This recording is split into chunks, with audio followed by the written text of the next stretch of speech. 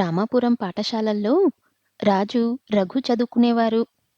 తరగతిలో అందరితో కలిసిమెలిసి ఉండేవారు. కానీ ఈ ఇద్దరిలో రాజుకు ఒక చెడ్డ అలవాటు ఉండేది.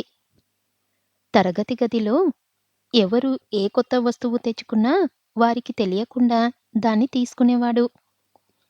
ఈ విషయం రఘుకు తెలిసి చాలాసార్లు రాజును మందలించాడు. అయినా రాజు తన అలవాట్లను మానుకోలేదు.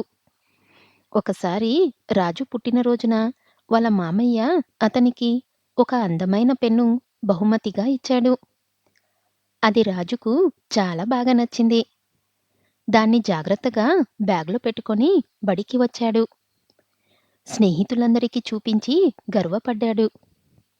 సాయంత్రం ఇంటికి వెళ్ళే ముందు ఒకసారి రాజు తన కొత్త పెన్ను కోసం వెతికాడు. కానీ అది బ్యాగ్‌లో కనిపించలేదు. రాజు కళ్ళల్లో ఒక్కసారిగా నీళ్లు తిరిగాయి. టీచర్‌కు చెప్పి అందరి దగ్గర వెతికించినా దొరకలేదు.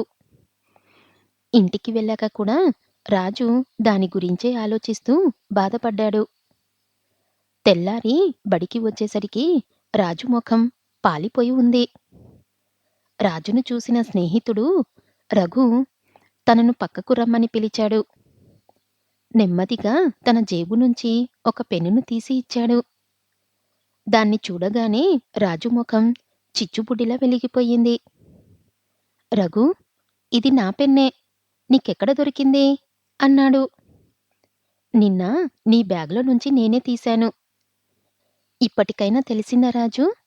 మన వస్తువులేవైనా పోతే మనం ఎంతలా బాధపడతామో? కాబట్టి ఇప్పటికైనా వేరే వాళ్ళ వస్తువులను కాజేయడం మానుకో అన్నాడు రఘు. ఇంతకాలం తాను చేసిన తప్పేంటో రాజుకు తెలిసి వచ్చింది. అప్పటినుంచి ఇతరుల వస్తువులను దొంగిలించడం మానేశాడు.